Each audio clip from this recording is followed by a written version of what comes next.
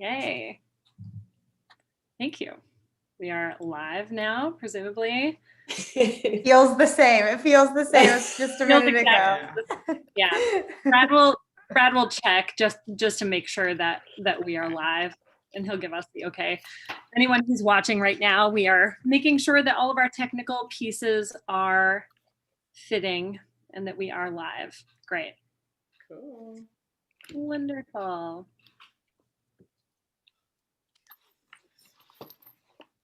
I do love this. All this yellow does look great. It does. So are other people gonna enter the Zoom, or we're just streaming? Yeah, it's just us and we're streaming. Oh, that's beautiful. I love it. I'm so excited. Right now, live. Yes. Ownership of the Zoom. Mm-hmm. And that's why we have Brad, so that he can get the questions to me from the YouTube. Cool. Yeah. Wow. You explained this to me at least 3 times before, and suddenly once we're live, I have to ask again. It doesn't feel real. Yay. Okay, great. Okay, great. Yeah. All right, let's go ahead and jump in. For those watching, Eunji is going to be joining us in just a little bit. Good evening, everyone. My name is Lisa Burton, and I'm a longtime improviser, currently the acting coordinator for partnerships and workshops with Devil's Daughter, and I am pleased to welcome you all to this panel, Improv Skills in a Post-Pandemic Creative Landscape. I'd like to begin by acknowledging the traditional territory upon which we gather this evening. Long before Europeans arrived, varied and numerous Native peoples sought to walk gently on this land. They offered assistance to the first European travelers to this territory, sharing their knowledge for survival and living a good life. Among others, the Potawatomi, Ojibwe, Miami, and Illinois inhabited what is now this part of Chicago. While we here today have no power to honor the treaties that were signed, we do recognize that these treaties were brokered under some duress and deception.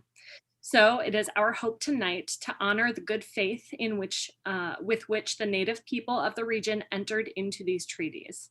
We recognize the history and legacy of subjugation, as well as the enduring presence today of those with Native heritage among our community.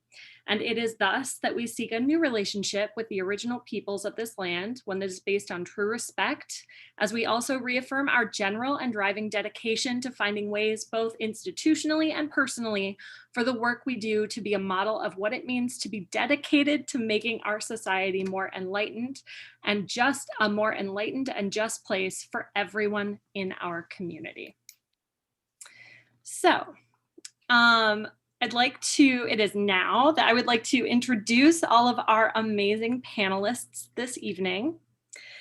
We have improviser, actor, theater director, and founder, Julia Morales. Hello, Julia. Would you go ahead? Hi. Yay. Improviser, actor, filmmaker, and director, Nina Slesinger. Director. Actor, filmmaker, improviser, and director, Mary Tilden. It's Mara. And soon to join us, improviser, stand-up, and comedy writer, Eunji Kim. Tonight's panel is a conversation. So I encourage all of our panelists to chat amongst one another. I am essentially the guardian of the time. So tonight's panel is slated to run from now until 8 p.m. But if we get through all of the questions and we end a little bit early, that's okay too. But I can be the one to rein us in if we do end up going over time on a question or we need to keep going. Okay. So our first question for this evening, I'm going to direct this first one toward Nina, if you can get us started tonight. Can you start us off with how do you make your money and how do you define yourself artistically? So, and then are those the same thing and have they always been the same thing? Yeah, they're not the same thing. And they never have been. I make my money. Currently, I work at a wine store, and I've had a job in the service or retail industry since graduating college, and before that, since I was 16. And yeah, so that's how I make my money. And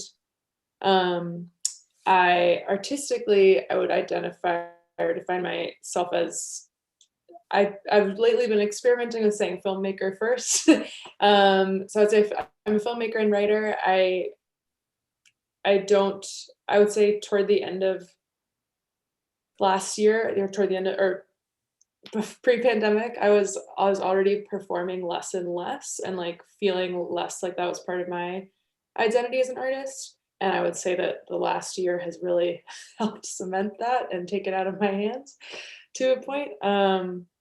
So yeah, I'd say filmmaker, and occasionally I've also led some like workshops, which has brought income, which has been really incredible.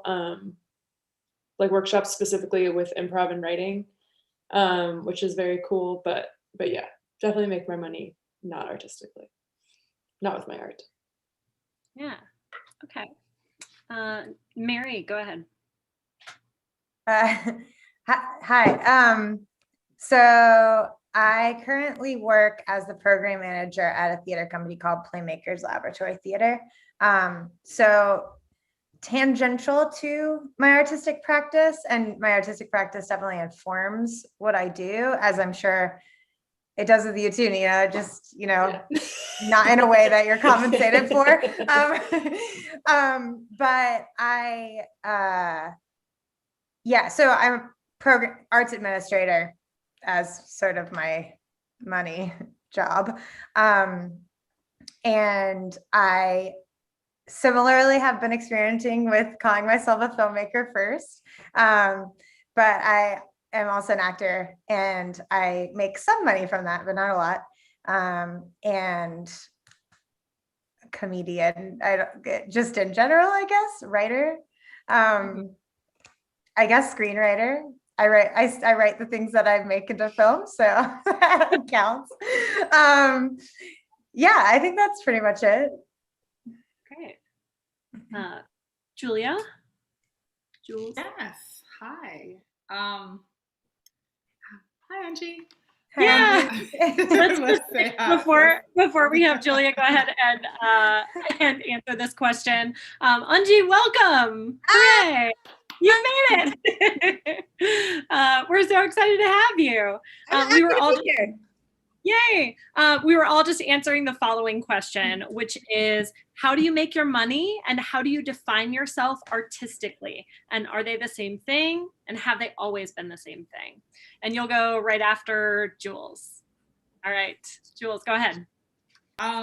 Yeah, so how do I make my money? Right now, I am not really making any money. I am on unemployment.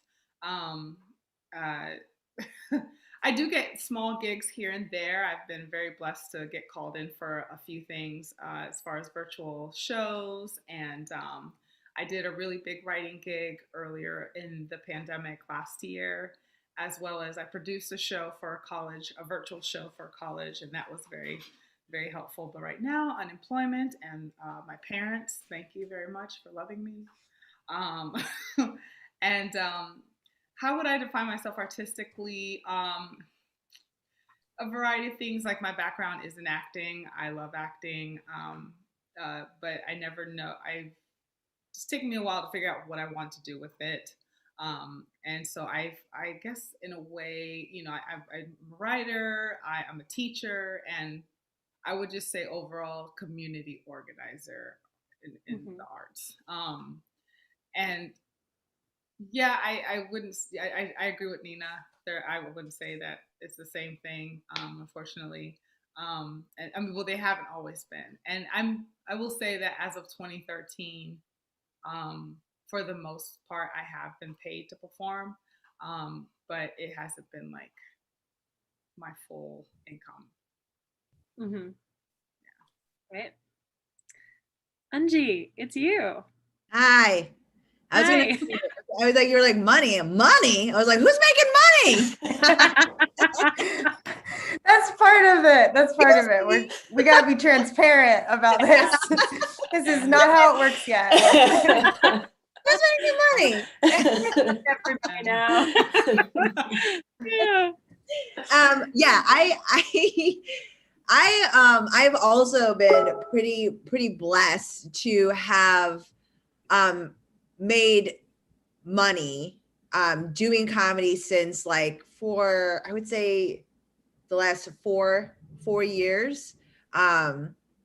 And I was a writer at Cards Against Humanity until the beginning of the year. And now I'm on unemployment and I am doing shows and I'm like doing like I'm doing have a writing gig here and there. I mean, the thing is, through the course of being a member of this community, and if you're not an asshole and you are good, you will be able to find work. Because you guys, guess what? Competence is in short supply in the real world. It's wild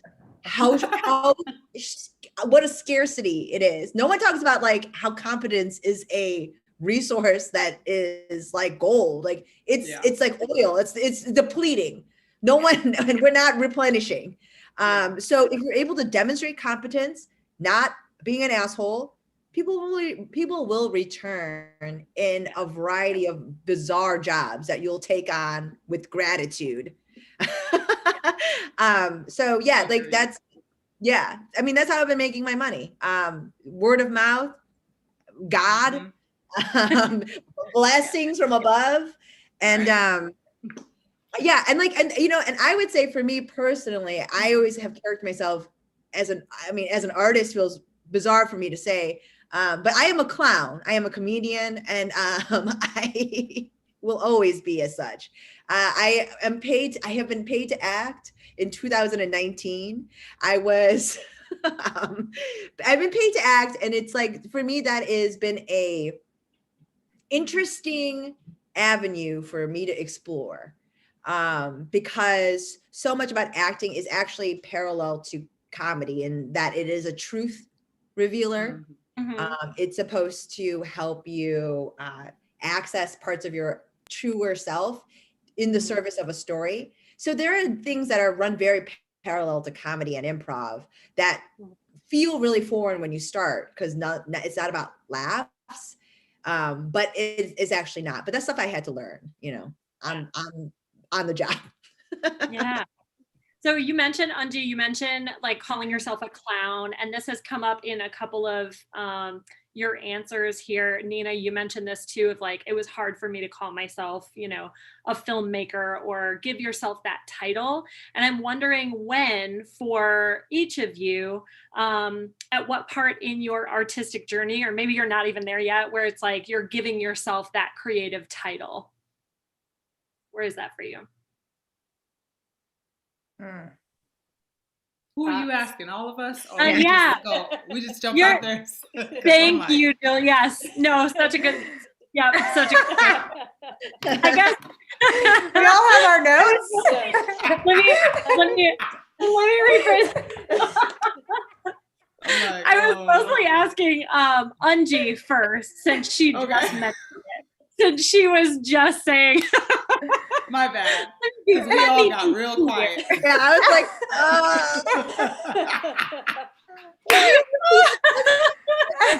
thank you for your patience. Eunji, go ahead. Eunji, what you got? You know, I will say this, in this past year, and in particularly, I would say as a person of color and a woman, there's so much time when I feel I didn't realize how much I minimized my own voice and my own story, unwittingly, right? Like, having met me and interacted with me, there's no part of me that you would ever consider to be minimized, right? I'm short, but other than that, you know, like there's no part of me that anyone interacting with me ever suspect that. But I think you're right. Like, when it comes to giving yourself permission to tell your story unapologetically, to occupy space like that, that's something that I've really had to kind cotton with in the last year. Like for me, like kind of not only giving myself permission, but even giving myself the mental and emotional space to call myself an artist. It's been a journey, and it feels way more emotional than it should have. Because that's about work, right? That's just like demonstrating that you can do a thing and that you have a story to tell. But it turned out to be way more emotional, and like brought up all these feelings about like whether or not I was worthy and whether or not my story was interesting enough, whether or not I could be the person to tell it. So when you say like, because with the clown, there's a certain level of like, you can feign ignorance about access to truth, you know, because you're like, oh, but it's hoinks and farts. And like, you know, oh, did the truth get in there? Oopsie. You know, you know, there's a sort of level of deniability that you permit yourself, which is the reason why I think so many really terrific, very deep, smart people gain access to directing and like the other forms of art via comedy. And it's like through improv, through stand-up, whatever, but it is very specifically that. And I don't think it's a coincidence. I think that there's a proximity to truth and control over your story that is very much a part of all the other things. Like if you're a comedian and you're an improviser and you're producing a show or you're compiling a set, you're a director, you're a producer, you're a writer. That's all the things. So the fact that it feels safer is actually a lie. And actors will tell you that. But because of how you occupy your mental space and however you manifest your mental illness, it makes you think that doing comedy is somehow safer. So yeah, when you say like, when I gave myself, I would say this past, I'm like, it's crazy to say, but yeah, I would say inside a pandemic, when I could not perform, made me ask myself the hard questions of what the fuck am I doing? What am I trying to do? What am I doing here? Right? Because I think so much of our mentality is getting a job, and I forgot what I was trying to say. But yeah, last year. Great. Yeah, thank you. Julia, go ahead. Well, I'm kind of in the same boat. I think when I was first forced to write a bio for like an agent or somebody, that's when I was like, oh, what do I do? I went to acting school, but do I consider myself an actor? I guess so. I don't know. Am I a performer? Am I a comedian? If I say I'm a comedian, then people think I do stand-up, and I'm like, I don't think I do stand-up, but I could try. I tried on Monday with storytelling. You saw that. And I always felt hesitant when people say, oh, I'm a writer, or not even that. When I was trying to label myself a writer, I used to think, oh, I had to have something published, or people came up and did my work. I see my work on stage, and no, that was never the case. But there was a couple times where, I got really into solo art, and I wrote my own shows for myself, and I produced my own shows. And that was when, in my very first solo show ever, that was when I was like, okay, yes, now I can throw a label on because I did this shit. People came, people paid tickets to see me. Great. I'm established in, as something. It took me a while. And I would say I would literally just call myself performer, solo artist, writer, and, writer of myself. And of course, teacher, because yes, I taught quite a bit. And that was like probably 2011, 2012, maybe. Okay. Maybe even later than that. Maybe I think 2013. Who knows? But that's what it took for me. Great. Mary, do you have a response to this one? Yeah. So I feel like so much of what y'all have already said has resonated with me, but I feel like I came really easily and quickly to actor. Like I went to boarding school for acting. So I was like very much like, this is what I want to do. That's what I'm going to pursue until the end of time. And I realized that a lot of things that like people in positions of power said to me when I was coming up and like learning how to act made me feel very much like comedy was my thing. Like I had a teacher tell me in high school, like, you're never going to be the lead. You're going to be the funny best friend. And I remember that was like, just so like really shifted my ability to see myself as anything other than that. So that's how I got into comedy. Cause I was like, well, if I'm going to be the funny best friend, I'm going to be the best funny best friend there is. Right. That was like sort of my, I was like, I'm going to take the like traumatic experience. I'm going to hold on to it so tight. Like I'm going to take that abusive like behavior and I'm going to like internalize it and turn it into something incredible. But even like in comedy, when I got into comedy, I was like, oh, like, I don't even feel like I can call myself a comedian because I'm not the funniest one here. My acting is more like what makes me good on stage. Yeah. That's the only reason people would ever like want to come see me, And then I found myself sort of like getting jealous of people who were doing directing and like making their own things, doing solo shows and stuff, and just being like, kind of, I don't know. I think I just was like, well, I couldn't do that. So I'm just going to sit here and be mad that that person's doing that or like judge it or something.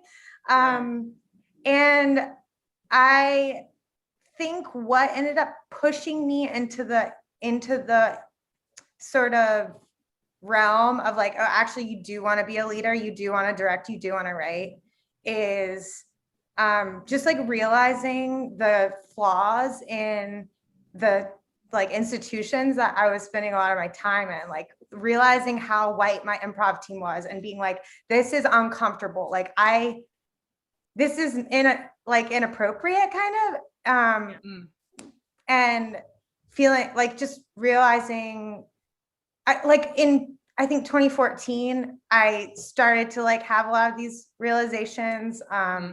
I got in a lot of fights with my boyfriend at the time about it. Like we just would butt heads, not just because he like I needed him to see it like the same way as me, because that whatever. But you know what I'm saying. Anyway, it was probably unjust the way I was presenting all that information at the time, but I was sort of processing it into him. And I honestly feel like when I finally was able to like sort of identify or like come out of the closet, really, I was going to say identify my sexuality. When I was able to come out of the closet, it does not have to sound formal. I was like, I think that really kind of opened up a lot of other doors for me in terms of like, wow, I didn't see this in myself until I was 27. Like, what else am I not seeing? And I found that, the way I define myself changes day to day, and it changes based on the people I'm talking to. Like when I'm on a job interview for an arts organization where I'm going to be an arts admin, like it does feel a little soul crushing to be like, yeah, like I am a program manager, like that is my job. But I also like, because of that, I have to like go do something, like fuel myself artistically in another area quick so that I don't feel bad, yeah, I just think it changes. And I think that that's okay. And I think being okay with that fluidity is so subversive kind of to like what we learn, which is like, I like a college professor. I remember I had just directed my first play I ever directed. This is a brag. I directed a full-length version of Twelfth Night. And I translated half of it into Spanish and I directed it. And afterwards told my mentor at the time, my professor, I was like, he was like, what are you going to do when you move to Chicago? And I was like, well, I'm going to be an actor, but I'm thinking of directing too. And he was like, you can't do both. And I remember like really taking that to heart and being like, oh God, I can't do both. I guess I'll take the one that I know better. And I'll take the one that like doesn't put me in a leadership position because I don't know that I can handle that. And so, yeah, I think the last thing that really made me step into that was just being directed by people who annoyed the crap out of me. And I was like, oh, like if they are doing this, like I could do this too. Right. Yeah.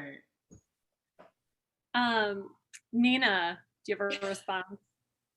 Yeah, I think that I definitely relate to a lot of what's been said. I think that like what comes to mind for me is just living with like what I guess I'm now understanding is something people call imposter syndrome, where I literally last night was telling my partner how depressed I was that someone else was, and jealous I was that someone else was making a movie and I wanted to be making a movie. And she was like, you are literally making a movie right now. It's not done yet. What are you like to that? Like, it's so, I'm so deep in it and like not seeing myself, you know,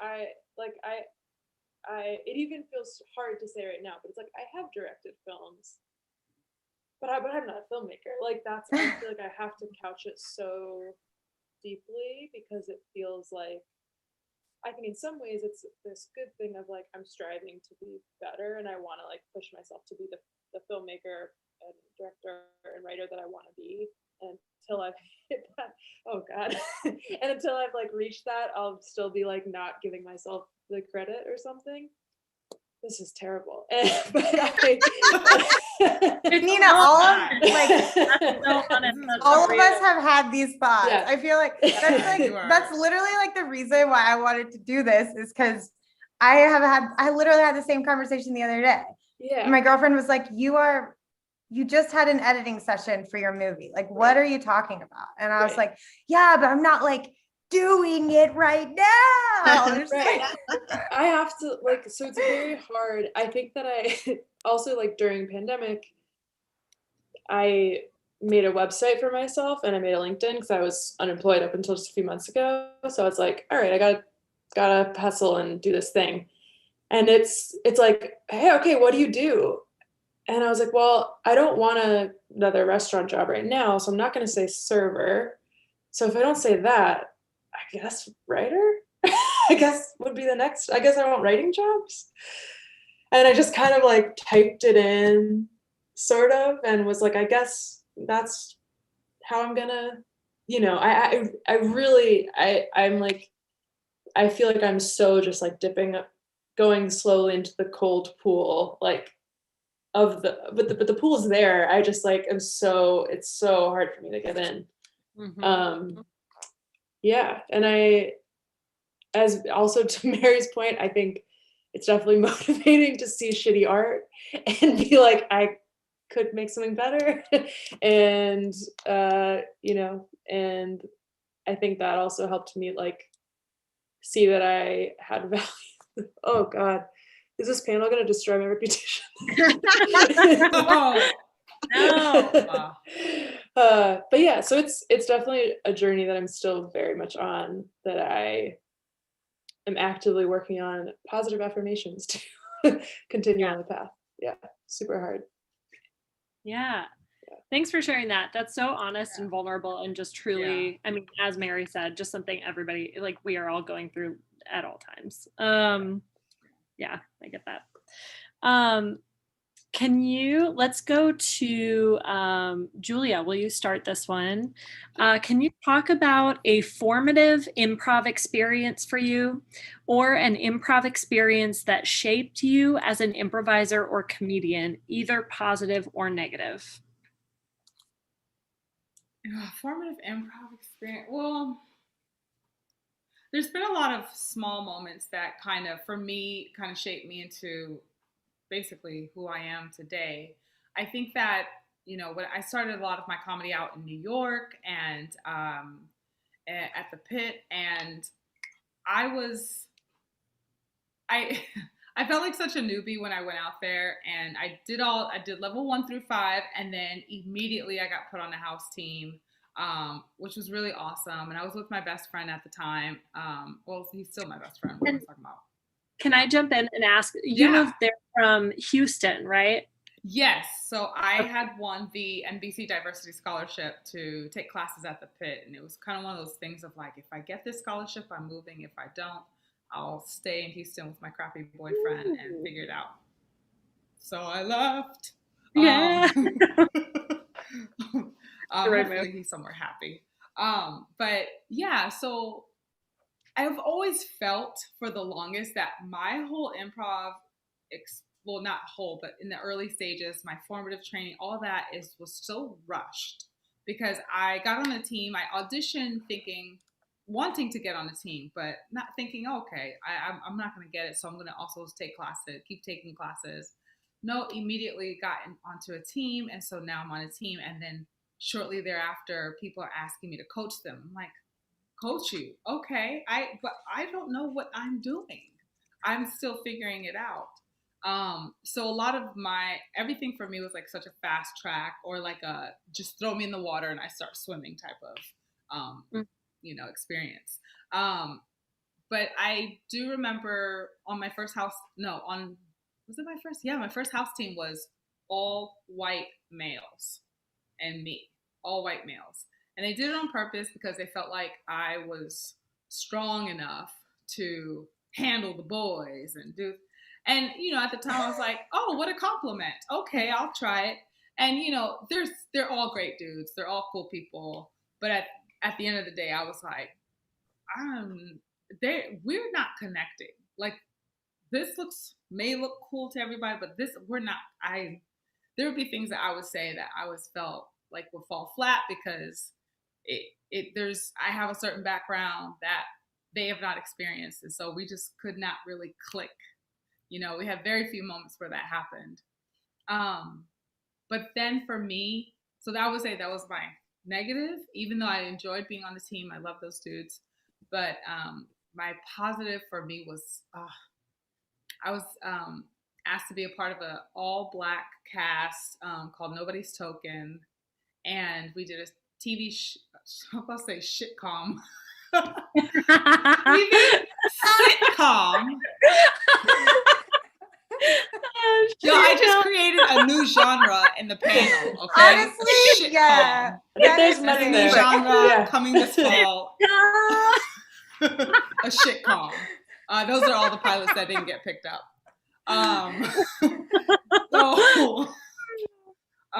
But yeah, no, we did this really awesome form, and we all connected so well. I think we spent more time trying to figure out the form, and we didn't have to worry about trying to figure out our chemistry together, because that was solid. It was just like, okay, what do we want to do with this form? How do we, what is the next thing? It was great. It was one of my favorite experiences, and that helped me a lot in moving forward. I was like, okay, so it is possible to be with a group of people that get you. I also did like a 2-prov with my best friend. He and I had so much fun, and we still work together till this day. But it was just like, oh my gosh, I'm in this group with people that look like me, that get me. If I say this one thing, they instantly, like, there's a culture there that we immediately get. And man, that was one of the best feelings ever. And I am constantly striving for that. Like, I want people to feel seen. I want people to feel heard and feel like they are connecting with people that they know and that understand them, so that they can have good shows, period. So yeah. Yeah, cool. Mary. I'll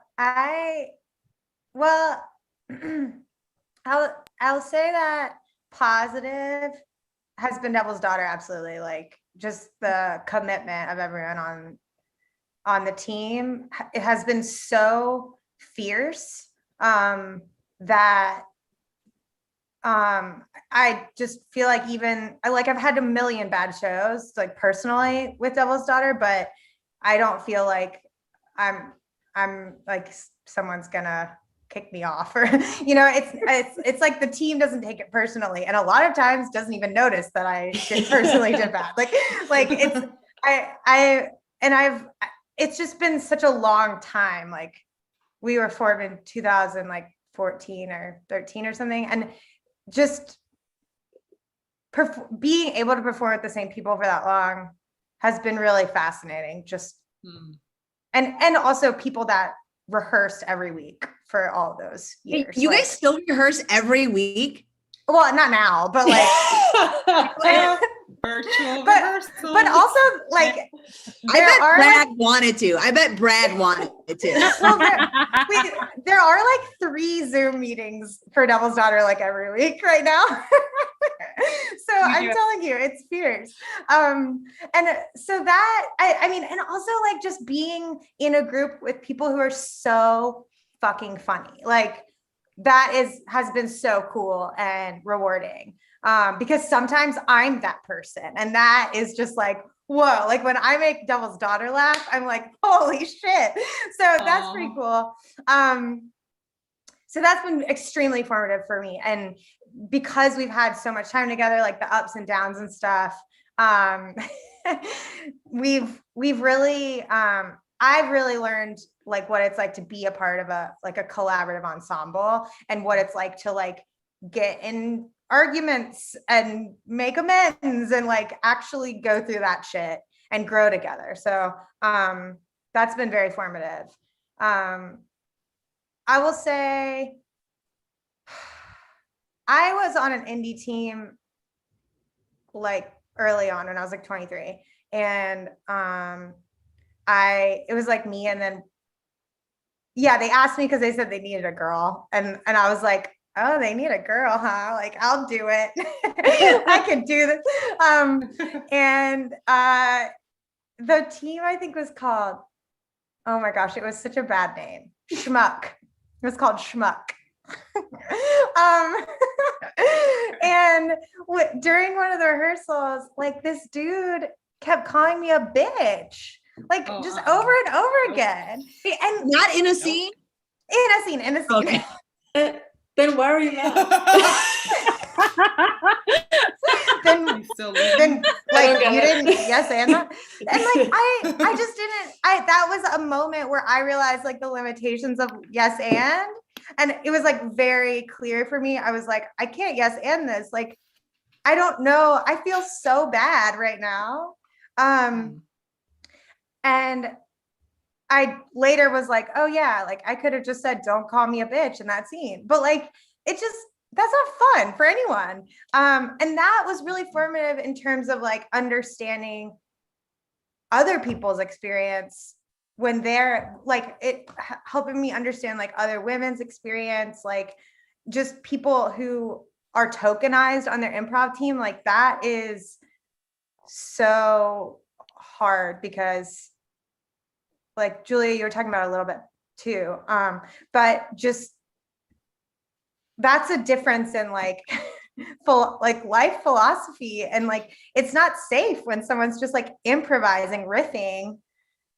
And they can say anything, and if they're not gonna like respect your identity enough to not call you a bitch, like that sucks. And like I didn't know them well enough, for it to be playful. Right. Like if someone on Devil's Daughter, like I actually don't think this would happen because Devil's Daughter knows me and they know I'd be like, what the fuck? But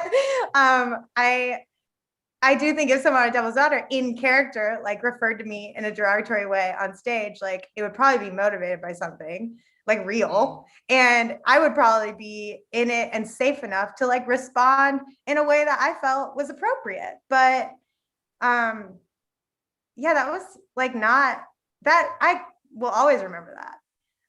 And that sort of thing, it was just a little blip of a moment, Yeah, I just want to jump in and say, I think it's really interesting that in those formative experiences, the things that stuck out to me in both of in the stories that have been told so far are just like about connection with other improvisers on stage and off. And I think that that's so interesting when we're talking about improv as an art form and how important that is, that you are comfortable with people off stage and on, and in whatever social context you know those people. Nina, do you have thoughts on formative experiences? I definitely do. I mean, I think I'll start with a negative and then end on a positive. I think I had I should have done that. I would say I had a pretty formative and kind of disillusioning experience on my first Herald team, as I'm sure many people did, where it was, you know, like a lot of teams at the time, I don't know how much things shifted afterwards. It was like, you know, 5 girls, 5 boys. There was 1 person of color on the team. And there were just repeated incidents of, I'd say, women on the team specifically feeling very uncomfortable in scenes and in shows, and just really consistently finding themselves in these scenes they did not want to be in and having a really hard time navigating out of it, and then having a really hard time handling that in discussions after the show. And I would say it basically reached this like tension point where we decided to have a meeting about it, and it was just a horrible. Also, can everyone hear me? I heard my mic was a little soft. Is everyone okay? Okay, great. Basically, it was just a very, it almost feels like from this cultural moment, like it was before I think this type of conversation became more common and expected in terms of like consent and being physical and certain ideas of like political correctness, as it might have been called then. Like it was before Me Too things. I think it was before a lot of men saw how complicit they were in these types of behavior. And basically the conversation was a total disaster. And not only in the sense that it was frustrating, but in the sense that I think I saw that these people that I really wanted to be like on the same side as me really weren't fighting the same fight. And it basically ended up being like the women of the team saying like, we need to feel safe performing with you guys. And then the men saying, we need to feel safe to make weird choices and not feel like you won't take care of us. And it was very bad. and I think that it was, I don't know, maybe some people left the conversation just being like, oh, that was annoying. But I left being like, I don't know if this is like my zone. Like, I don't know if this is where I want to hang out. I don't know if this is, I don't like anything that I learned about half the people in this room right now. And I feel like I was doing my very best. And I don't know if these people are now on a journey to learn something new. I want to be on a journey to learn something new. And I want to be growing right now. And I don't want to be around people who aren't growing right now. So I'd say that was a really negative experience. And it just stopped being fun in that, like within that context for that reason. And that it just became like itchy feeling. I'd say a positive experience would be, I honestly had a lot of fun on another Herald team when I got placed on Miracle Ranch, which was like an experience got cut not long after I joined, but was like, I feel like I went from being on a team that felt very, very serious and very intense to being on one where everyone was kind of like, fuck the world, have as much fun as you possibly can and make people laugh. And it was very refreshing to get back to that. Similarly, if anyone knows, like Mike Brunley rented like a warehouse space and would do these kind of wacky like clown sessions in them. And I would go to those when I could. And it was like, just felt almost spiritual. Like he would just lead these wonderful and strange sessions where he would be like, okay, I'm going to pair people up. Everyone can have a couple wigs. You can have a camcorder. Go and have fun for like 3 hours. And it was like, made no sense, but it was like very trippy, but it was like, oh, what I like to do. Yeah. It's like, have fun. I want to see something I've never seen before. I want to be challenging myself to do something I've never done before. And I feel like I'd gotten really away from that in the improv I was doing. And the reason I did it in the first place was like constant surprises. And then I think if you're doing, for example, a Herald show for an audience of 4 people and a team that just got in a big fight, you're not necessarily going to be in a safe space for surprise to happen in a safe way. And so I do, but yeah, so I'm grateful for the times when there was space for that. Yeah. Great. How about you, Eunji? Gotta say, one, Brunley, very special person inside of the community. I mean, like the only place I've ever felt truly like a home for me artistically was Spitballin' Monday nights, RIP to the sky. Okay, I'm also gonna start with the bad. I would say for me, I would say it is the self-importance with which comedy inside of Chicago improv, specifically around the Herald, it became toxic. It's like no one fucking cares outside of Chicago. And even in Chicago, outside of this tiny community, the Herald team? Herald who? Ramus? What? No one cares. And it doesn't have anything to do with your art, your value as a performer. And that's the shit that got really nuts. That to me was one of deeply bad. The other stuff that I only in retrospect do I understand that like these small moments of being a token only, and I will say this is also a good, it was like I was never good enough to be needed. I was always unfortunately there. And I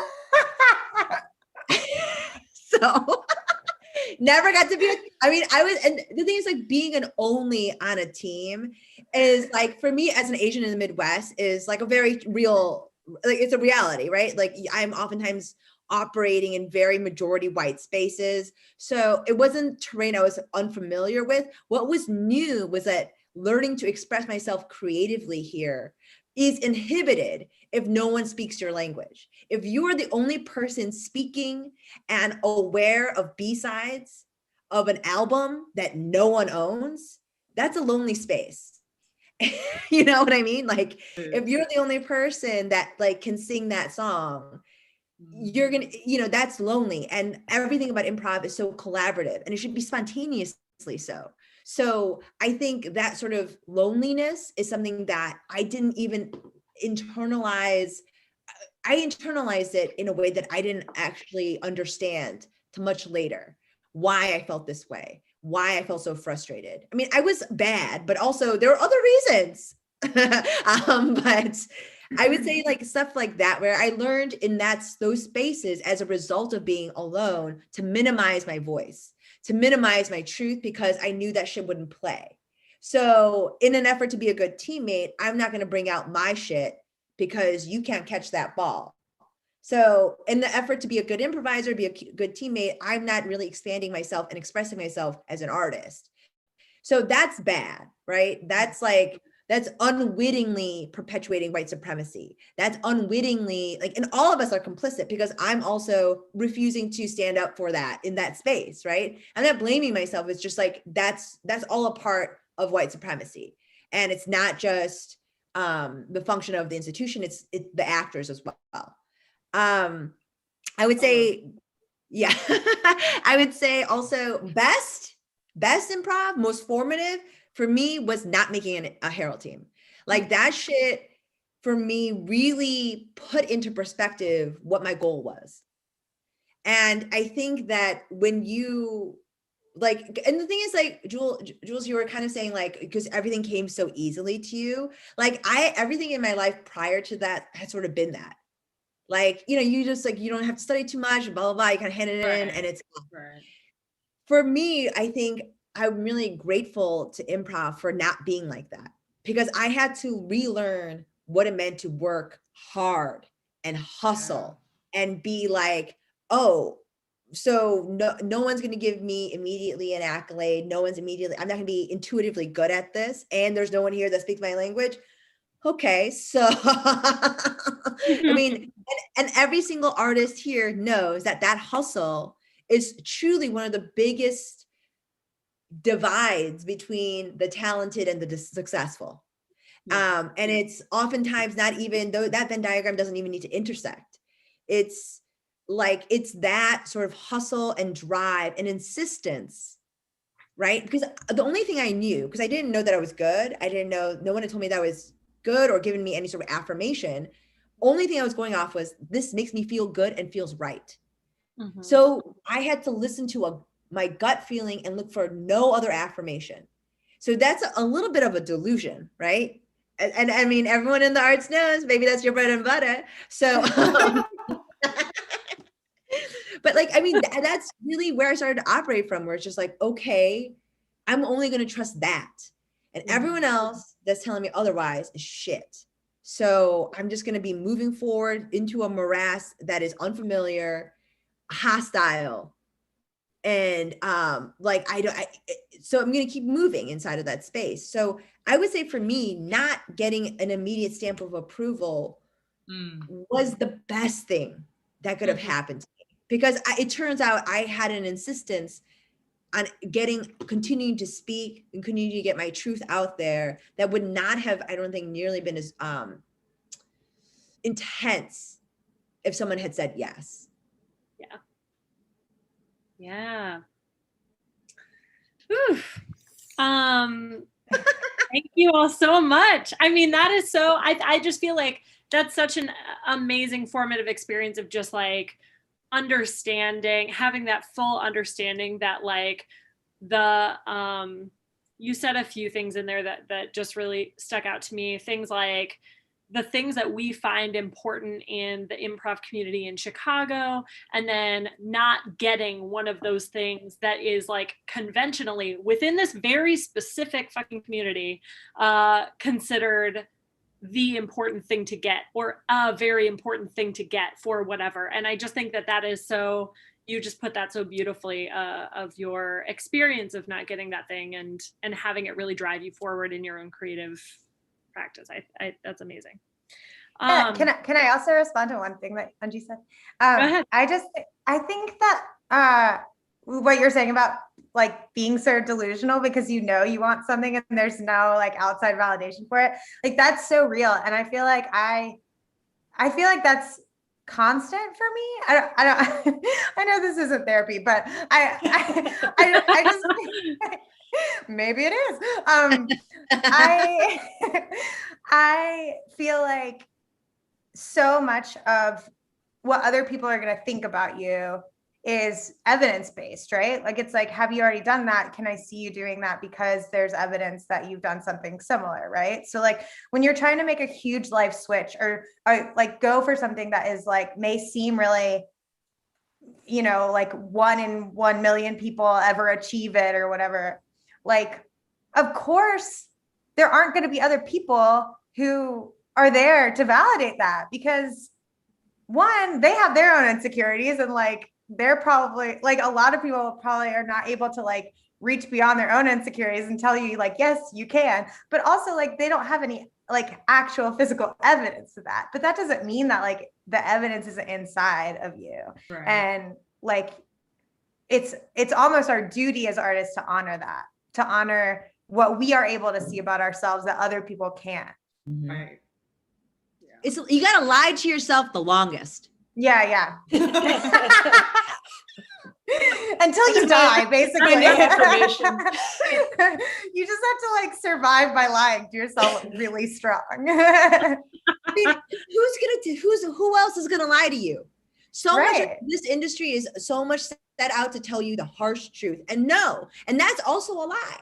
So like, I think that like, for me, when I say lie, it's like this, it is a deluded belief in yourself, right? And it's when especially as women, as people of color, as you know, whatever sort of other you are, there is no template for us. There's no one inside opening the door to let us in. So it's just us fucking putting up the dormer and creating a fucking door. Yeah. I mean, like, yeah. So there's no template. So when I say the lie, I think that is very much exclusive to like people that don't have a template of way in. No one's uncle knows someone at William WME. You know, like you're not going to be able to PA your way into the shit. And you have to, and that's the fucking truth. Like, that's the thing when you get in your mind to get into show business, I wish someone would come and say, are you rich? Are you white? And do you know someone in the industry? No? Well, get in this line. Like, what are those little graphs, way. you know? So like, no, and then Right. like that, this is the thing. The little bracket, yeah. Like, Then you get it's dropped gonna take off you into about- a little toilet.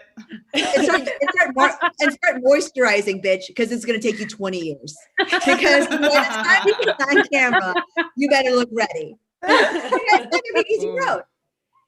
I mean, that's sort of like, I mean, I think Peter Kim, my co-host of my podcast, he likes to say that if it doesn't feel scary, if it's not scary to you, if it feels too safe, you're not in the right spot. Yeah. Because I think so much of us are acclimated to seek out security and safety.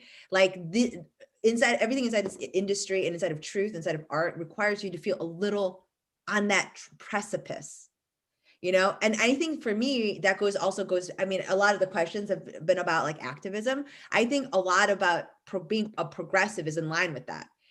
Being a progressive to me means that you can admit that you were an asshole 6 months ago. Truth, right? And the reality and what we're learning is constantly changing. And so that's the thing. If you're not on that edge, if you're not constantly learning, if you're not able to say this is wrong, or this is unsafe, or this is scary to me, this is a wrong job. Yeah. Become a firefighter. Yeah. Yeah, true. And like, I think that something that I've struggled with a lot is like a lot of shame around like things I did, 10 years ago or whatever. And I have been struggling with like that defining me, like that keeping me in the same place, me being like, well, I did that, so like I must be bad. And like, I can't move, whatever. But when I learned that there's a difference, this happened like 3 weeks ago. When I learned that there's a difference between guilt and shame. Yeah. And like that guilt can really, guilt is good because you feel guilt because you did something wrong and it doesn't align with your morals. So My therapist said that guilt is a teacher. Yeah. I hope my therapist is watching. Okay. Guilt is like means you're not a psychopath and like you're willing to change, right?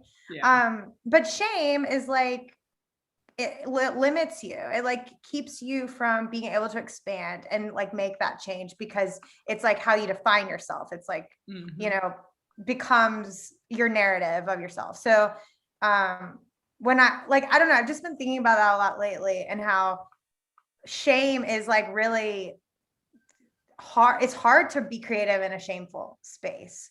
And when you're able to like kind of rid yourself of that shame, you can be more progressive. You can have more imagination about what this stage could look like, what this theater could look like, what, my life can look like. Right. Yeah. We're gonna, no big deal. We're gonna start shifting into talk about like improv in the pandemic, the state of improv now and moving forward. So if we could just relatively briefly go around, kind of describe the landscape of improv as an industry before the pandemic and then over the course of the pandemic. So if all of us can just kind of briefly go through just how we experienced it just before the pandemic and then during the pandemic. Mary, do you want to get us started on this, please? Oh, okay. Well, I don't know if I can speak to the entire landscape of improv because for me, my main interaction with improv, like previous to the pandemic, was just Devil's Daughter. And I will say that, like, I guess sort of lasting impressions from that are, I definitely feel like there was like movement happening within our team, especially to like to be more vocal about the power dynamics within the theater and the like toxic relationship that the theater had with its teams, mainly not paying anyone. So I feel like that's like, I actually feel like I had kind of a bad relationship with improv right before the pandemic. So Yeah. this is maybe not helpful. Yeah, I can second that. Yeah. It's actually during the pandemic that I've started to appreciate the skills that I gained from doing improv for so long. And I became more appreciative of the community that I had that I wanted to reach out to. I had a really tumultuous relationship with IO, especially because I felt so much like that was like where the answer was. Like I was like, this is where I will do a showcase. Like I have to be good. I have to stay. And then I didn't even like sign up for the showcase. Like what was it? What? So like, what was I thinking? But and also like I was on the Herald Commission for a minute, and I was really trying during that time to like, I didn't know what I was doing, but I was really trying to like find a way to diversify the theater and like get rid of some of the old shit that was like hanging around. It was a lot harder than I thought. And it was all unpaid. So it like the burnout was really quick. Like I think I did it for like a year and a half or something. That's quick. Well, I mean, a week. A year and a half. I would be patting Listen. myself on the back if I held for that. It took me like a year and a half to answer the one email. No, no, but I mean, like I think that was a really big signifier to me that like, and I definitely didn't have the words for this at this point. Like literally, like I'm just now having the language for this, but like the purpose of white supremacy is to slow progress down, to slow shit down, to distract people. Like it's to keep you from including everyone, to keep you from being anti-racist. Like it is just heavy, and it was heavy in that space. And I realized like how slow things move because there was just so much like pushback like all the time in a lot of ways. And that was disheartening. And I was also making money there at the time. So I was getting a paycheck from there as well. So there was like a lot of pressure on that end. And then I was also performing. So I had all these weird, like different little relationships to IO.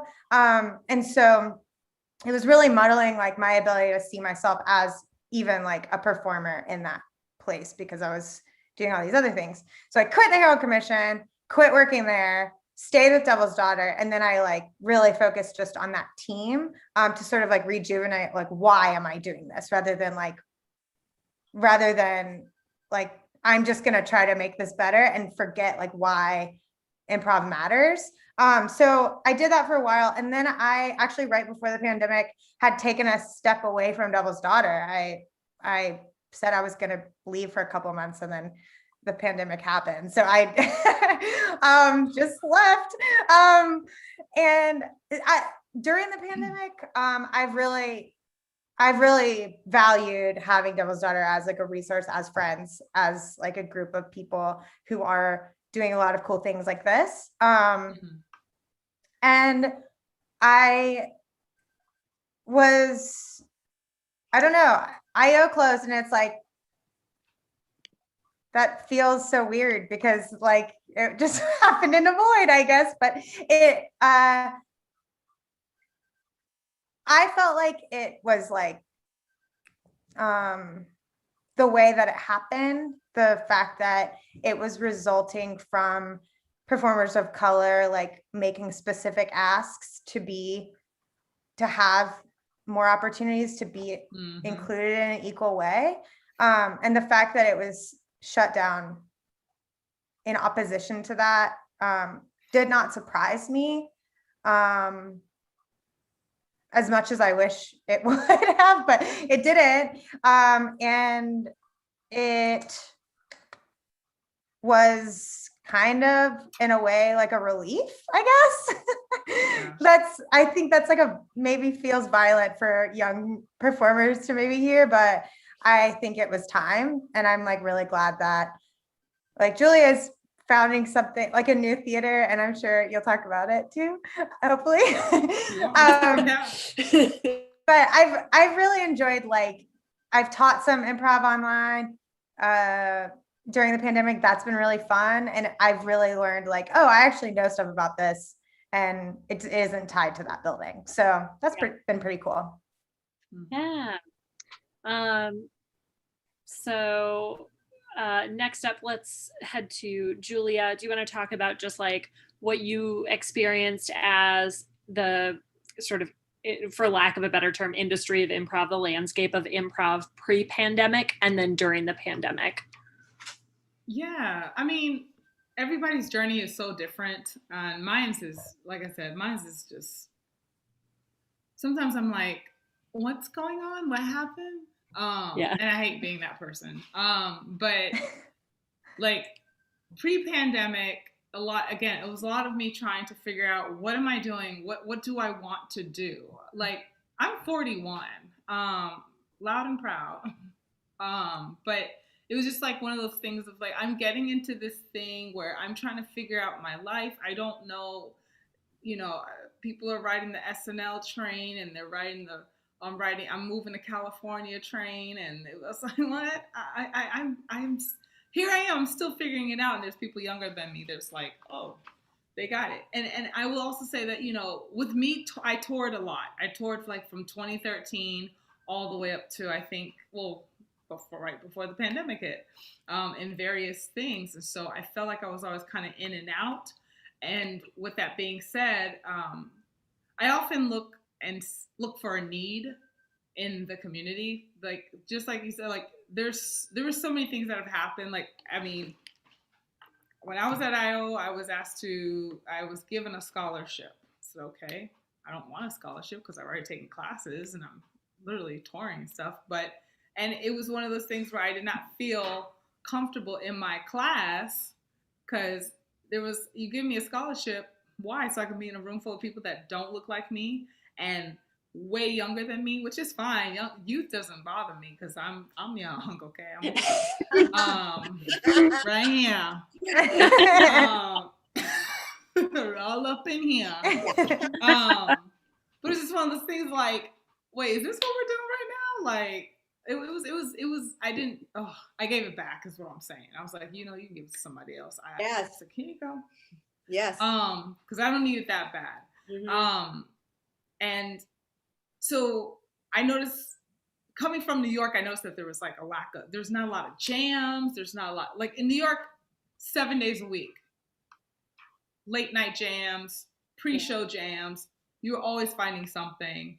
And with that being said, I created the 10,000 Hours program out in New York because I saw a lack of students being able to have an opportunity to just get together in a room and just play and kind of get some feedback on their performance. And so that's kind of where that came from, and that need. During the pandemic, fun fact, I had applied for a job in Sarasota, Florida as the director of improvisation at the Florida Studio Theater. And because I was trying to figure out, what do I want to do? Like, I'm so tired from touring, and I'm not trying to wait on no main stage. I'm not waiting on no ETC. I mean, there's people that are younger, faster, just as talented. But I know that I was like, I just don't want to go through that process. And I highly doubt I would have been invited, but who knows? But I was like, where can I take a leadership role that would be good for me? And I applied for this job, and then obviously the pandemic hit, so here I am. And so during the pandemic, a lot of it was just watching people freak the fuck out And I was like, y'all freaking out is making me freak out. But I have such empathetic tendencies where I'm like, okay, you know what? It's gonna be all right. We got hope. It's gonna work out. So I stayed off of social media as much as possible. I was in my house meditating. I was praying. I was like, I'm gonna write down 10 things I'm grateful for, because I would have some nice moments where I would just cry. So let me watch a movie that's gonna make me fucking sob right now. Yes. And I was going through it in this little apartment, and that's where I was. It just literally spoke into my heart. It was just like, start your own theater. Like, this is your leader. This is what you do. This is what you enjoy doing. And kind of like exactly what you were saying, Eunji, like for that you said that Peter Kim says, it's scary. I was like, I would always take the job that had the least amount of responsibility. Oh, working at the movie theaters, you want me to take tickets? I can take tickets, no problem. Boom, that's the least amount, right? Working at my first job was Old Navy. Oh, you just want me to fold clothes? Cool. Nope, I don't want to work at the cash register. Nope, no manager. I'm good. So this is one of those things where it's like, I am taking on so many people's thoughts and feelings and desires and what they want for the community. And I've been able to I've always had this vision. I dream big, and thankfully we're in a place where we're going to be able to do some really great things for the community. And with that being said, yes, a little bit about Stepping Stone. I don't know if you want to talk about it now or what, but yeah, the goal is... I'd say hold on to all your stuff. I want to hear all about it, but hold it for now. Yeah. Okay. All right. Okay, wait. I would say for me, improv pre-pandemic, right? Can I just quickly say, like, for me, improv theaters and organizations and programs in the city, it's a pyramid scheme. It's like a Cutco situation. Like, you go out, you recruit someone, they bring their little dollars and their little dream, and they come and they give you the monies, and then the next person up, and then they're fucking coaching your independent team, and then it just goes on. It's just all one circle. I mean, like, it's a pyramid scheme for sure. And the thing is, there's nothing wrong with that. There's a reason why it sustains. Mary Kay's a fucking empire. I mean, like. If people, not Mary, what I'm thinking about? Amway. It's like, it's a whole fucking, it's like, Mary Kay, same thing. Yeah. I mean, I literally just saw a Mary Kay Cadillac. It was just such a beautiful pink. I can't say anything about it. That's hard to get. Yeah, I know. Exactly. So I'm not actually going to say anything about Mary Kay. I love you, Mary Kay. I'll take it back. Love that too. Okay.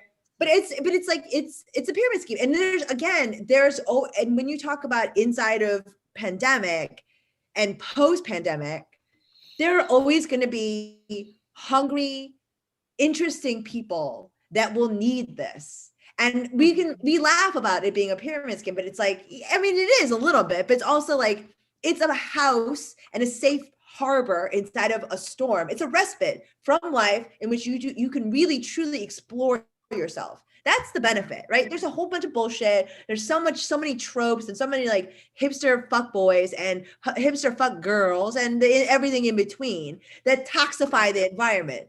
But ultimately, the reason why we continue to be here, in spite of all of its toxicity, is that it's a safe harbor for like real examination, exploration, and artistry to occur. It's really safe. There's no industry here. You can make a fool of yourself 7 days a week.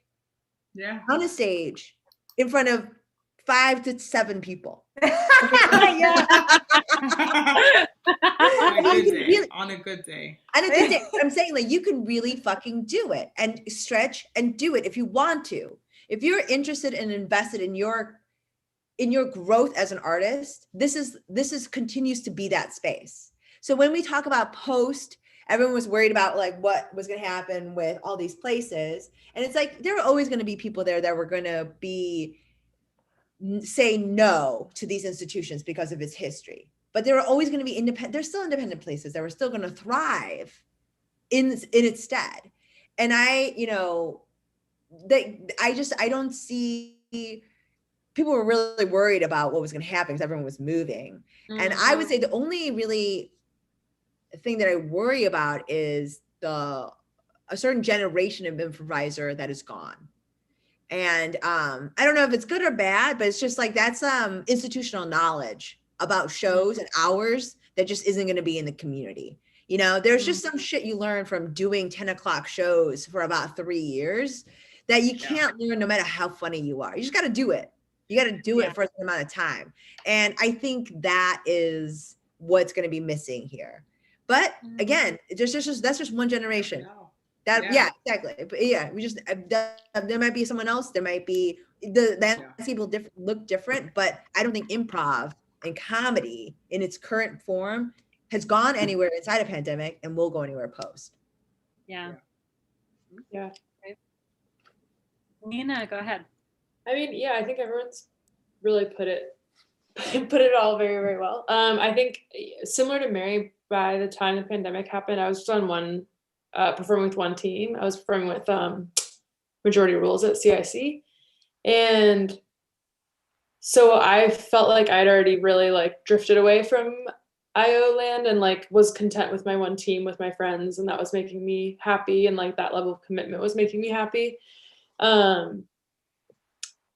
So I feel like I didn't necessarily have a finger on the pulse, but I will say that I was like very excited and by like the youngest generation that had showed up. I was like, oh my God, these younger people are like so brave and so like clear-minded and clear-eyed about like what's right and wrong in this way, where I'm like, I was really glad that they seemed to have the keys, like, and seemed to be like really excited about it in a way that I was losing. And I was like, oh, but they like these things about diversity and equity that maybe older generations, my generation, like have to be taught, and we have to like retrofit our education into it and things like that.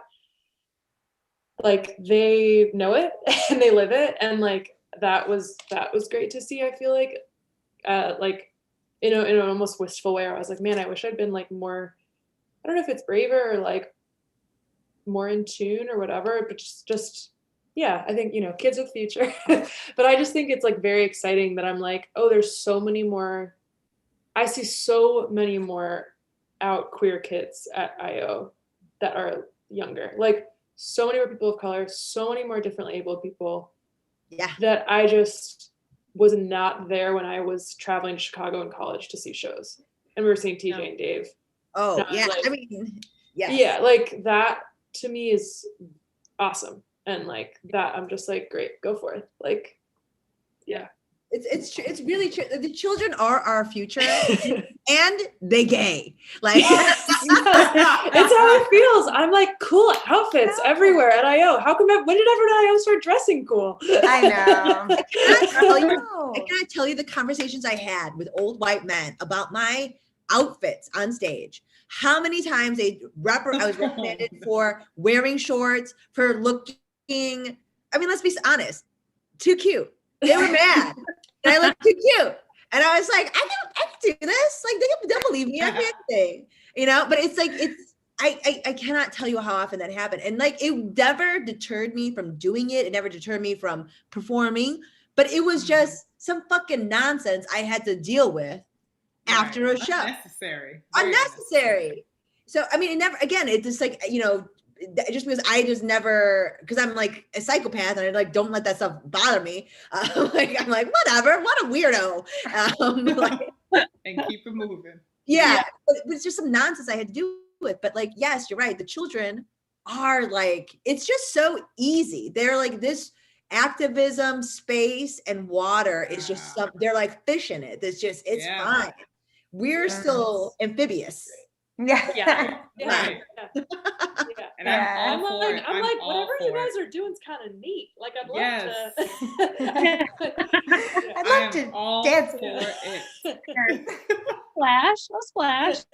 Yeah, and also, Eunji, I was always very conservative about what I wore because I was always like very aware of that. And now I look back at pictures of me on stage and I'm like, that is the ugliest outfit anyone has ever seen. Like the same Uniqlo shirt, and so did everyone else on the team, and everyone's just wearing their different colored Uniqlo shirts. Oh my God, like, it's a travesty. Yeah.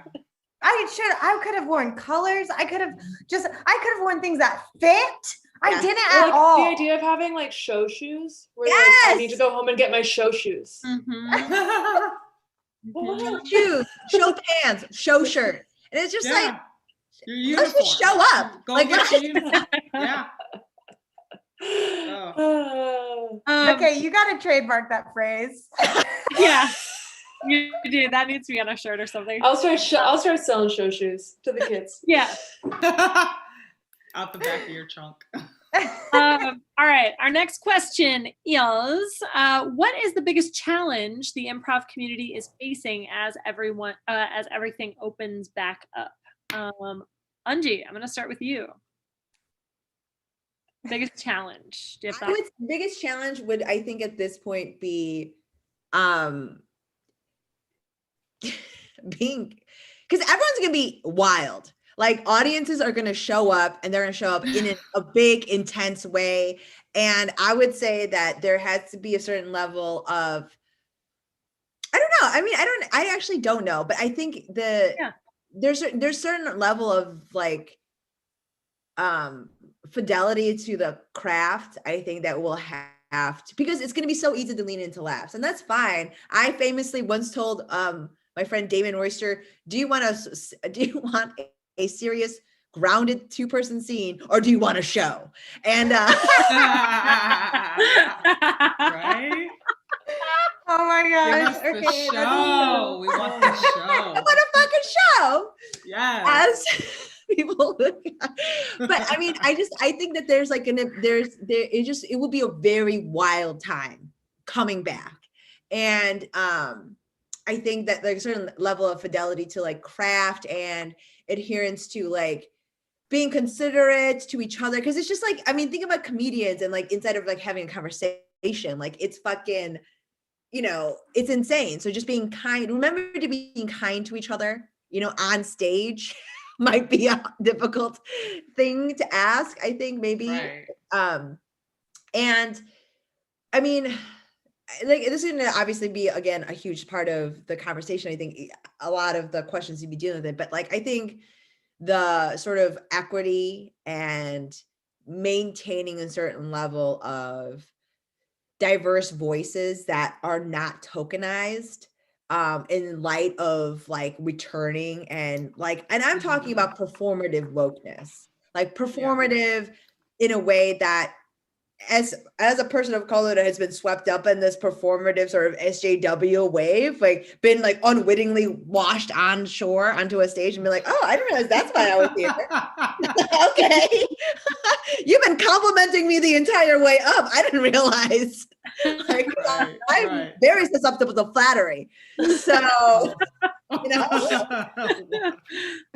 mean, like, I think I'm just going to speak to one of the questions about like allyship. I think when I talk about being kind, it's like making sure the people of color and the people that are in a minority in any room are heard.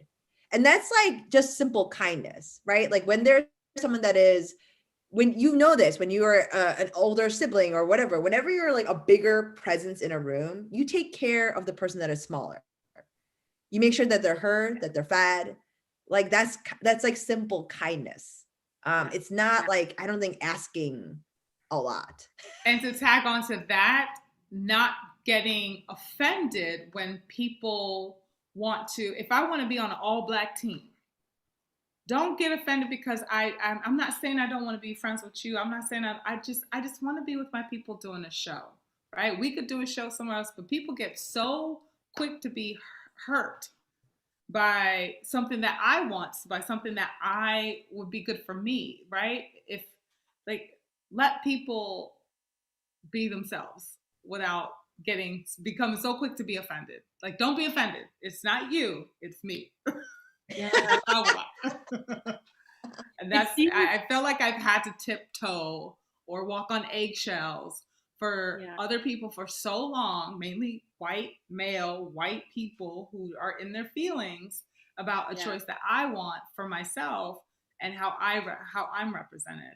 And so, part of that allyship, I would say, just don't be offended.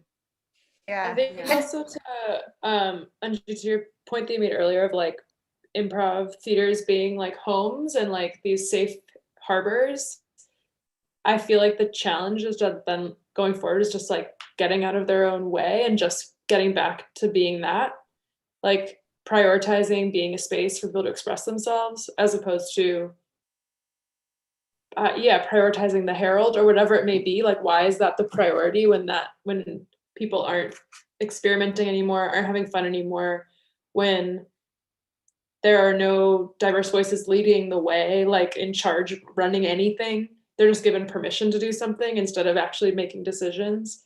And I feel like improvisers are such an amazing and very talented group of people. Like improvisers can kind of do anything because they're stupid enough. And like, I think the better art will happen if it's just a home. Yeah. Instead of like, here's your monthly schedule with random time slots with a group that you were placed on that you don't know very well. Exactly. That's the thing. IO doesn't get you on SNL. You do. Okay. Like that's they give you the space. They give you the space. They have the connection, but it's you. Yeah, I agree. I totally agree. I've been saying that for so long. Yeah, and I think too, like for white people, like I think that we, especially improvisers, like I think a lot of white improvisers think they're really good listeners because we learn how to listen in improv. But like I never thought about that. I never thought that. So I think people very interesting. Who are improvisers think that we're really good listeners because we have like trained to be good listeners in improv, but you're being trained, like it is so important to understand that as a white person in a majority white space, you're being trained to listen in a certain way. You're being trained to listen to people who look like you, and like you're being trained to listen in a way that elicits a reaction from you. And that is not the kind of listening that will get us into a different, into a more equitable world, into a world that has justice. Really listening is like asking a question and then sitting with how uncomfortable the answer might be. Because like the impulse as a white person to react and be like, I'm gonna fix this, or like I'm gonna like make it clear that I'm not a bad person, or that like I didn't mean what I said or whatever, like that is unhelpful. And that is a different kind of listening. It's like a much deeper listening that requires like time, and it requires you to actually be like with yourself. So honestly, I feel like understanding that work is not work that can be done on the stage. Like that is work that has to be done in your heart. And like, if you want to be a good improviser, if you want to be a good artist, that is the work that you have to already have been doing, or do it like starting like immediately.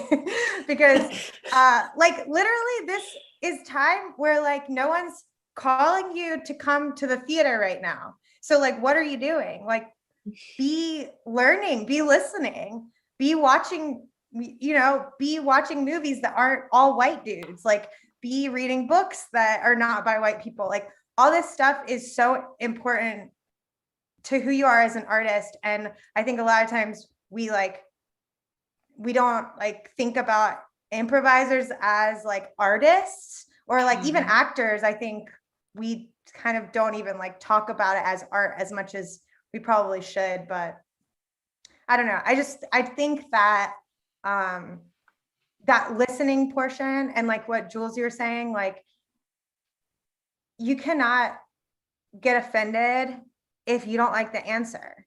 Like part of listening is actually hearing that answer and then like not throwing your reaction back to the person. Don't, Right. yeah.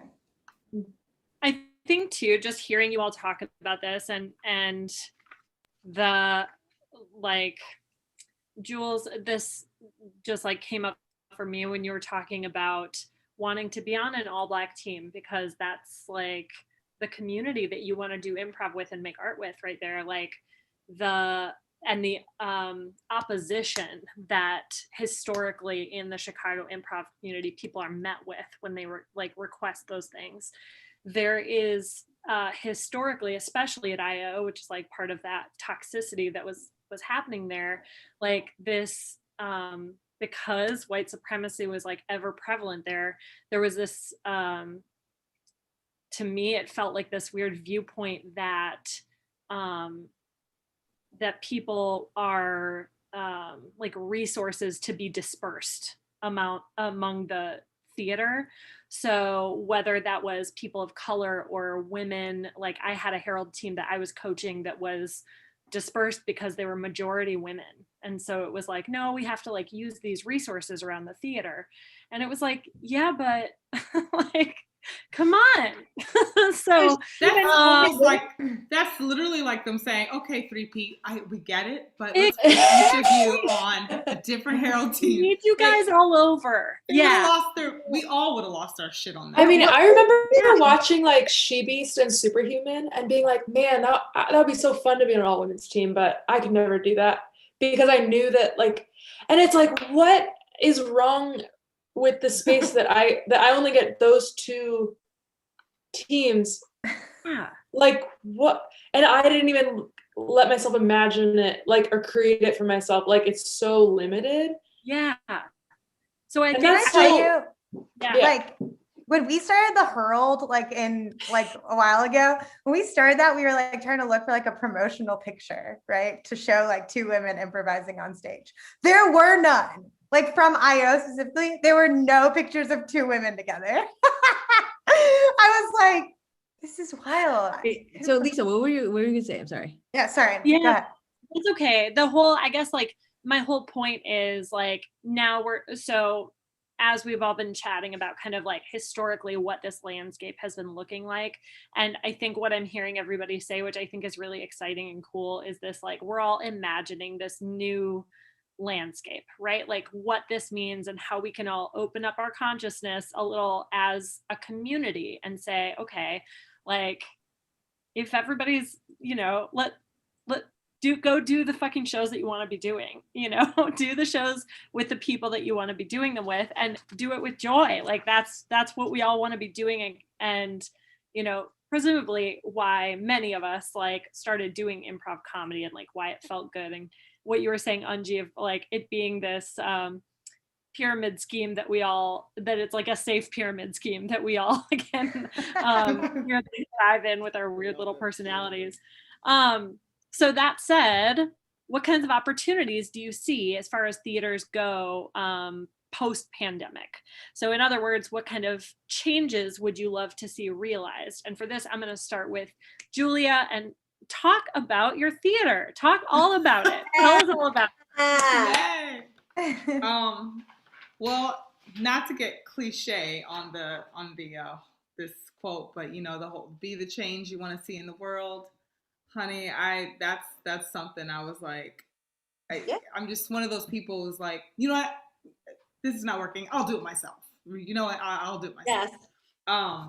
And this being a very big project, but yeah, I when I had that spark in my heart and it said, hey, why don't you start Stepping Stone Theater? And Stepping Stone Theater is something I created years ago. Like I found like old little legal pads where I would draw and write down all the things I would want for my community theater. And I wasn't even doing improv at the time. It was just something I wanted for low income families to come together with after school programs. And I was like, I don't know how to make this work. The dream was there, the vision was there, but I felt so small. I was like, I don't have the connections. I don't have the education. I don't know what to do. And I love acting So maybe I'll go in that direction. But yeah, so when I was talking about how like I just, was absorbing everything other people were feeling, and I was like, what can I do? What can I do? It was just like, you know what? Let me shut it out. Let me think about it. And I decided, I was like, well, why can't I just start my own theater? And theaters were shutting down. When the theaters were shutting down, we all were really, freaking out. Not on top of that, all the exposed, institutionalized racism, not like we didn't know it was there, but now people are talking about it. People are feeling this. People are like, man, people are digging deep. I dug deep. I was like, yeah. I got some thoughts about a lot of things. No, it's true. I was like, oh, I didn't realize we're talking about it. Right. I mean, tweets and long ass Facebook posts, and I'm just like, oh my God.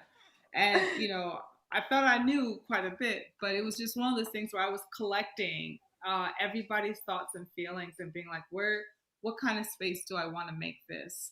And I was like, why don't we just amplify the voices, these voices that are crying for help, that are so frustrated, and start your own theater. And like I said, when I dream big. Right now we started a GoFundMe, and our first phase is $500,000. And I am like, I'm going for the gusto, and that's just the first phase, like so that we could start construction and so forth. But this theater is going to be something that is, again, for the community. It's literally us me taking everything that everyone's talking about and all the concerns and what they're looking for and putting it into this space where when we sent out a survey last summer, and wow, it was incredible the amount of things that there's so many people that get overlooked. And it really pissed me off because, I mean, from persons with disabilities to women I was just like, God dang it. People want small little things, and these other theaters, these big theaters with this money could not provide it for them, or tried. And it broke my heart. So with that being said, we're creating programs. I'm bringing back the 10,000 hours program. And for whoever's watching, is like, what the hell is 10,000 hours? It's basically, students coming together and they're being coached for a couple of hours by a person who volunteers their time. And you get a little bit of feedback. So it's people helping people, right? You're enriching the coach's skills, and this coach is also helping you kind of enrich their skills based off of their perspective of your performance. And it's all very positive and it's all very fun. So we're gonna start with that, and then outreach programs. One thing that I would complain about all the time, and I kept asking, this was over at Second City, was like, hey, how far does your marketing go? Like, because you could see the main stage pictures on the bus and stuff on the north side. I was like, how far does that go? I see it at the bus stop. I see it at the train on Belmont. How far south are you going? How far west are you going? Are you trying to, are other folks welcome to come check out the shows? I'm sure. I mean, I know it's on the radio, for sure, but it frustrated me because I was like, we're not going out there. We need to go out there. We need to connect with other organizations to, at least present the art of improv, because the things that it has done for me, man, our improv has been my therapy. When I can get some shit out on stage and people have no idea that I'm releasing my shit, that is so nice. And again, we go through some shit. If you are in a marginalized community, you are going through some shit, and you have shit to get off your chest. So, like I said, with that being said, I don't want to talk too much about it, but yeah, we've started our fundraiser. We're starting our initiative. It took some time, but we're here, and my goal is to see this community grow. And like we were talking about those young people. Yes, my mind is blown at the things that people are coming up with. I want them to be able to have a place where they have every resource that they can get. I want classes to be affordable. I want workshops to be affordable. We're working on different initiatives where, like, if you can't pay for a class, here's a small amount you could pay, and the rest of it you volunteer with another organization. So there, you still have to work it off, but once you volunteer and help someone else, so there's so much to it. There's so many things, but I'm literally taking every piece of things that I see that people need, and we're gonna find a way to make sure people have full access to this.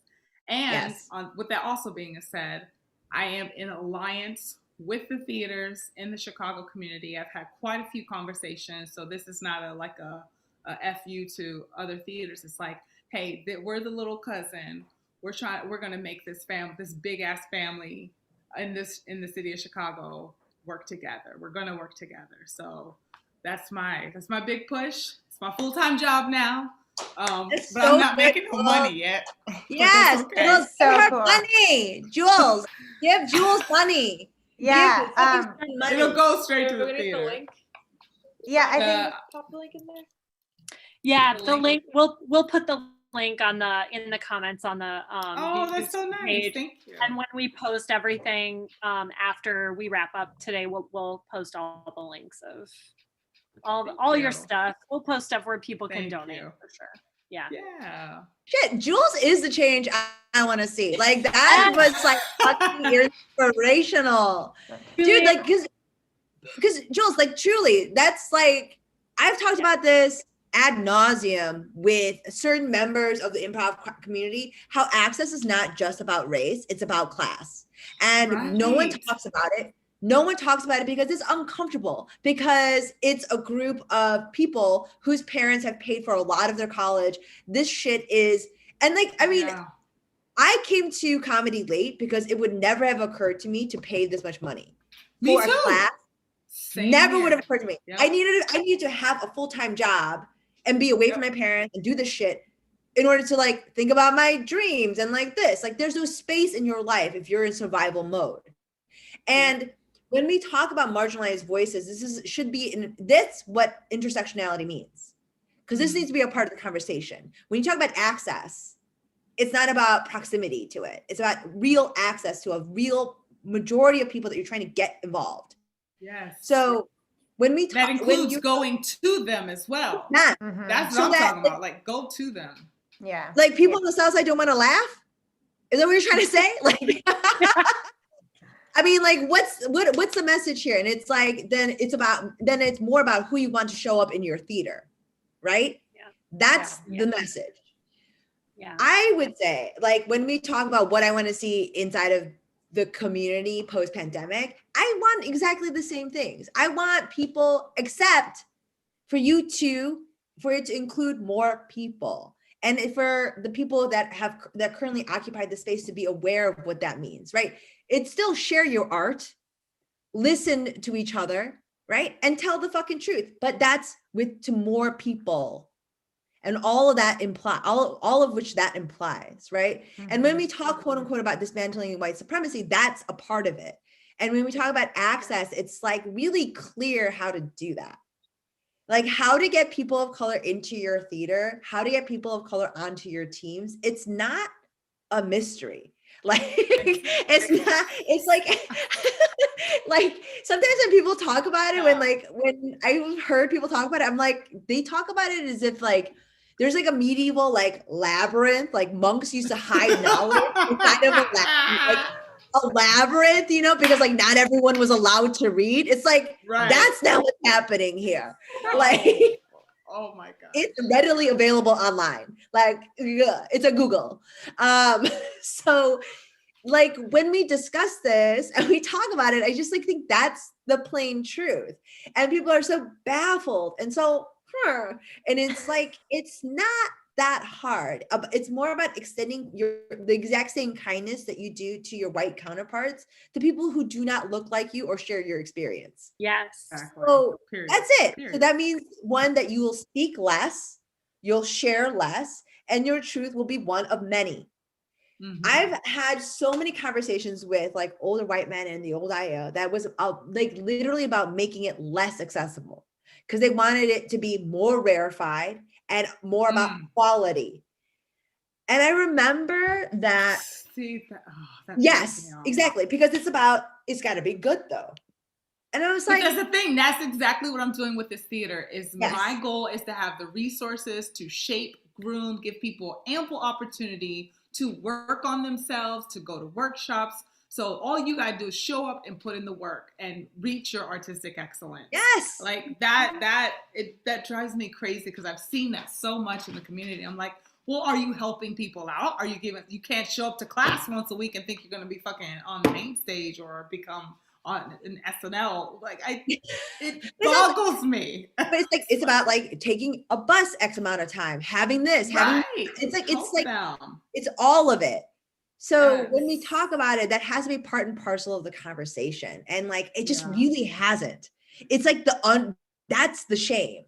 Because that sort of, that is like that's the like secret thing that like no one inside of improv likes to talk about. It's like, yeah, we all had $360 Yeah. every I 8 know a weeks. lot of poor people in improv theaters. Yeah. And you know, the fact that there's a bar and you get a discount on a drink, and it's just like, yeah, the money suck. And Right. Yeah. Right. Yeah. Yeah. Sorry, it gets me fired up. Yeah, I mean, and it's Great. it's so great to hear you talk about it, Jules. Like, cause like Yeah. I talked to John about it a little bit, but it's like great to hear you. Like, I was looking at over the materials and stuff. It's just like, it's really exciting because you guys are articulating the needs of the community. And it's not of the needs of the large community at large, but it's of the community. Yeah. Like, and that's the thing is that when I've made this very clear to John and Charlie, the three of us, that, you know, we're not perfect. We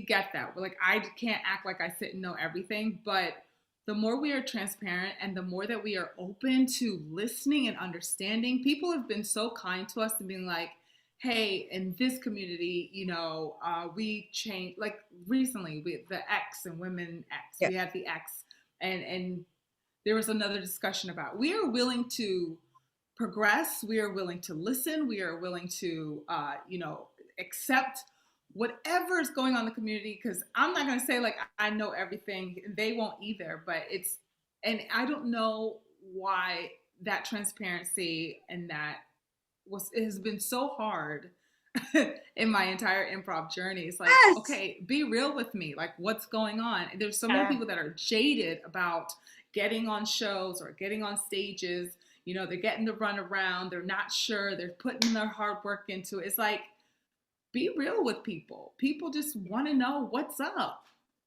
But this is exactly crazy. Oh. No, Yeah. I know. Yeah. Go. Sorry.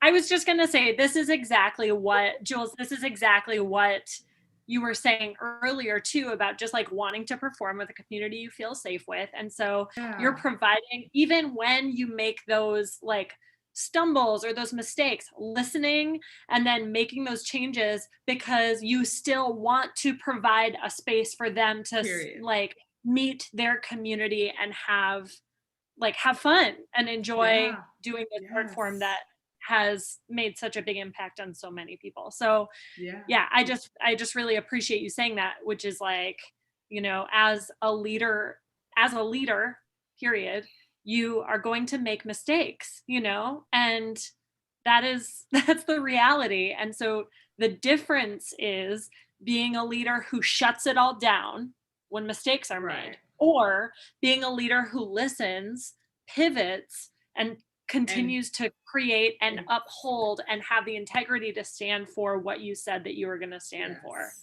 So I don't know I can't tell you the amount of times that I have mentioned something to leaders in the New York and Chicago community, and it gets straight up shut down. And it's the worst fucking feeling, because then you feel like, oh, do I belong here? Am I overstep? I mean, I've gotten, because I mentioned something, I will say this, that there was a owner of a theater in New York who literally kept me from showcases where I could have been able to done wonderful things for myself. Yeah, would pick the same people, would not pick me. It was awful because they felt a certain type of way about me approaching them about concerns that I had about the community. And it's like it was nasty. things don't change unless people like people who are brave enough to be like you step up. But I think that's something that you've done already so well with your theater is you went ahead and you asked the question with the survey you sent out last summer. Like you are already asking people. And that's the thing that theaters don't do. They're afraid of the answer. So they don't ask. They're afraid of of making changes or like being asked to make changes that are uncomfortable or hard or expensive. So they don't ask the questions. So then the only people making change are the people who or something bad has already happened to them. Like you're not going to authority until you're already in pain. Right. And so then you're starting the conversation from that place. And it's like, start the conversation as a leader by asking. And like, I don't know, I feel like that goes with white people too. Like, I think white people make a lot of assumptions about like how they're going to come off or like how something will be perceived. So then like they make like 6 steps in their head and try to make a lot of decisions for other people. And it's really like, just ask someone. Like, ask someone if they want to be on your team. Don't go into this whole like paragraph about all the ways that you've thought about this and why it's, just ask them if they want to. And if you think your intentions are not good, then like examine that.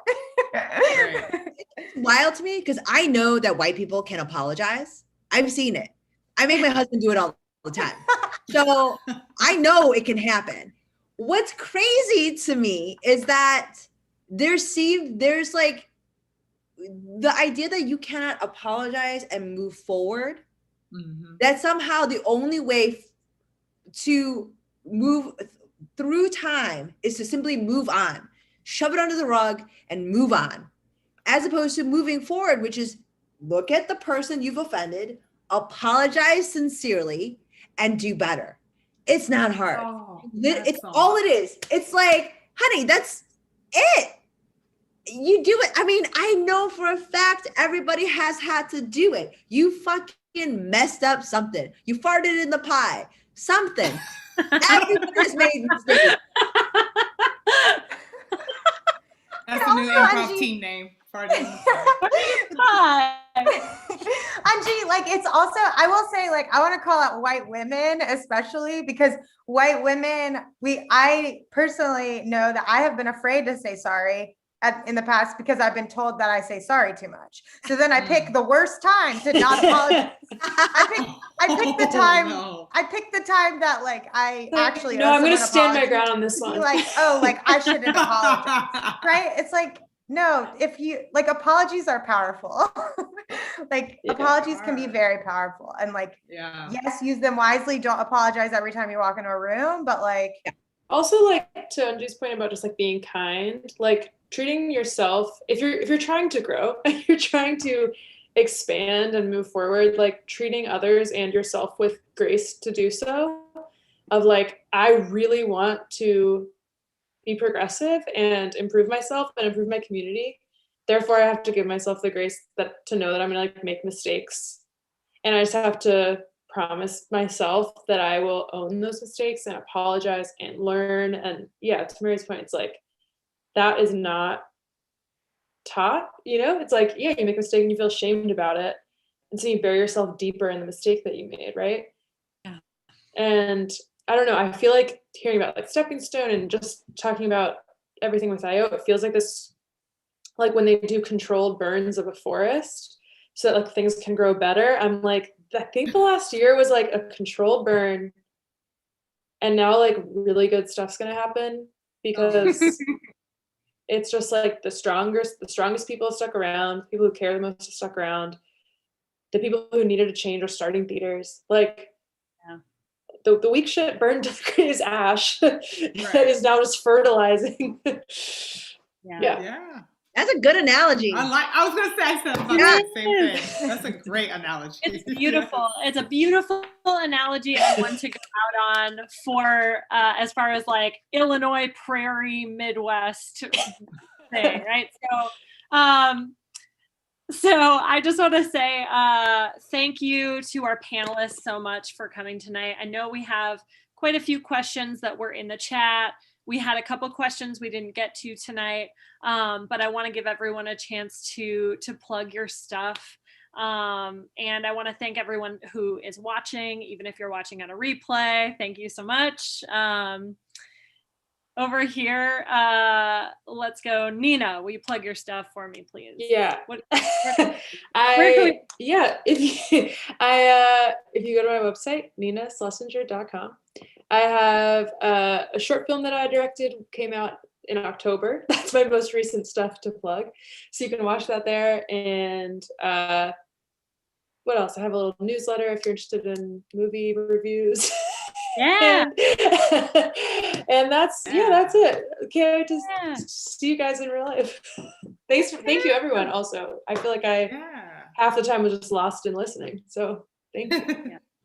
What joy. Eunji, go ahead. Comedy and pandemic is weird. So what am I doing? A lot of stuff. I'm very busy. I'm constantly clicking and clacking on my computer and my keyboard. And tomorrow, tomorrow I'm actually doing an online show with the comedy show I produce. Congrats on your success. You can, I will have a link tree in my, Instagram and shit like that. So if you want to follow me, that's great. Aside from that, I have my podcast, and also, if you want to do anything with me, reach out. I'm not really busy. Great. Yeah. Follow her on Instagram. Mary, what you got going on? Yeah, I'm clickety clackety away as well. I like to call it product clickety, where you feel like you're being productive because you keep clicking on tabs. I've been really workshopping that term for a while. I made a movie 2 years ago called Cool for 5 Seconds, and it got released online in December. So it's on YouTube. Anyone can watch it.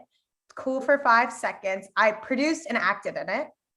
It was written by a playwright named Calamity West and directed and co-produced by my friends Danny Weeder and Catherine Bourne-Taylor. And I'm very proud of that. And then I recently wrote and directed and produced and acted in a movie called Rough River Lake that Lisa actually production designed. And so we made that in October. And it's in post-production right now, but it has an Instagram if you like to look at BTS behind the scenes things and random asks for money. So follow Rough River Lake on Instagram, I guess. Yeah. And then Julia, where can we find you? Yeah. If you're looking to find me specifically, just little old me, you could just go to callmejules.com, JULES.com. And if you want to know more about Stepping Stone Theater, it's steppingstonechicago.com. And we're on Instagram and Twitter at Stepping Stone Comedy. On Twitter, it's BIPOC Comedy because the name was taken. So we're kind of all over the place. But yeah, and I mean, for the most part, I would just promote steppingstonechicago.com because that is something that is very important to everything right now. So yeah, amazing. Thank you all.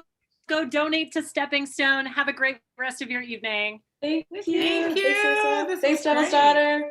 Yeah, Thanks, thank you y'all. for being here. Thank you so much for coming and doing this. I really appreciate it, y'all.